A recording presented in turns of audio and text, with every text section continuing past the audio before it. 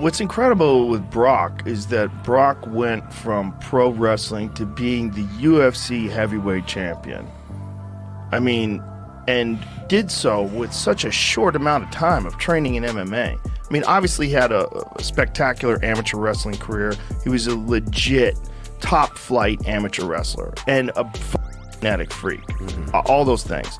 But to be able to make that transition to winning the world title against a guy like Randy Couture, I don't think he gets enough credit for what I think a lot of people say. Oh, he was so big and he was this and that and he did steroids and there's all these excuses. Like, you don't understand what that guy did.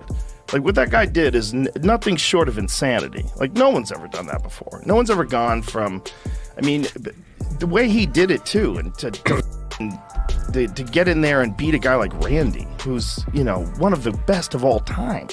Like, Randy was a real pioneer, and Randy was still really at the top of his game back then.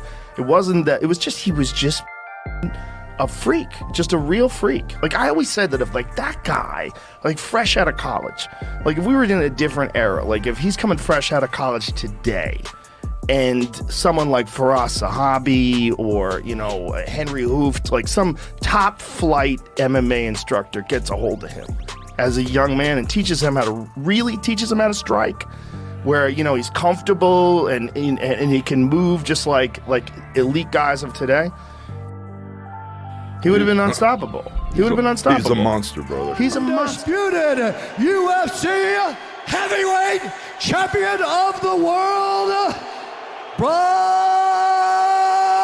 Lesnar! Still is. So he's like the biggest genetic freak maybe I've ever seen in the sport. Me and my crew used to go to the Royal Rumbles for a few years back. Yeah. And there's 30 people, one comes out every minute, and that's where you really see what a freak he is. Because it stands out amongst 30 other wrestlers. You can tell with 2, but with 30, and he comes in and he's flying. He's faster than the other people. He's stronger than the other people. It's the closest thing to it is like watching LeBron James play basketball. You're like, how does he move like that? He just got to the hoop in 2 steps, and that's what he's doing in the wrestling ring. You ever see his NFL combine numbers? He had like legit top flight combine numbers, like ridiculous numbers. See if you can pull those up, because just a freak, man. Yeah. Like a real rare one. Very fast, too. Like, his run was fast. Look at this. 6'3", weighs 283 pounds, a 40-yard dash of 4'7". 4'7" at 283 pounds. That's insane. Jump 35 inches vertically and 10 feet from the standing long jump. 10 feet. He's hurling almost 300 pounds, 10 feet. He can bench 225 pounds for 30 reps. 225 for 30 reps. That's crazy. Dude.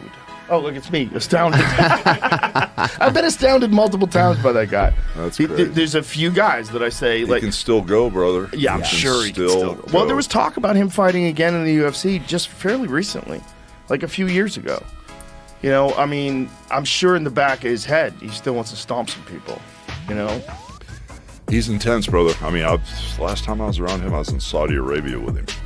You know, he's real intense. You know, he hasn't changed a bit. I mean, the guy went from, he goes and fights Frank Mir, who's a former UFC heavyweight champion, you know, like right into the top of the food chain, gets leg locked, comes back and beats Frank Mir in the rematch, just beats the shit out of him. I mean, he was the real deal, man. And a lot of people don't give him enough credit. And then there was the problem with the diverticulitis, so he had to get a long section of his intestine removed, I believe. I believe it was his intestine. Well, he eats everything that he hunts. That's the deal. Yeah. You know, so he's always out hunting stuff. I don't know how you get diverticulitis. Anthony Bourdain told me it's a real mystery because you could actually get it from a seed. Like a seed gets stuck. He goes, it's not just like people say, oh, he ate too much meat. That's not necessarily the case. He said there's a lot of things that could have happened. But either way, so he has that, and then he comes back and fights Alistair during the Juicy Juice days when Alistair was on everything known to man. Wow. I think he just got kicked in that spot, right? Exactly. By a K1 Grand Prix champion. Like, Alistair Overeem was the elite of the elite for kickboxing, and he was saucy. I mean, he came in saucy. There was no USADA back then, so you just had to pass the test on the day of the weigh-ins, which is like an IQ test. Yeah. And then just using all these masking agents and shit. There's like, it's a different world back then.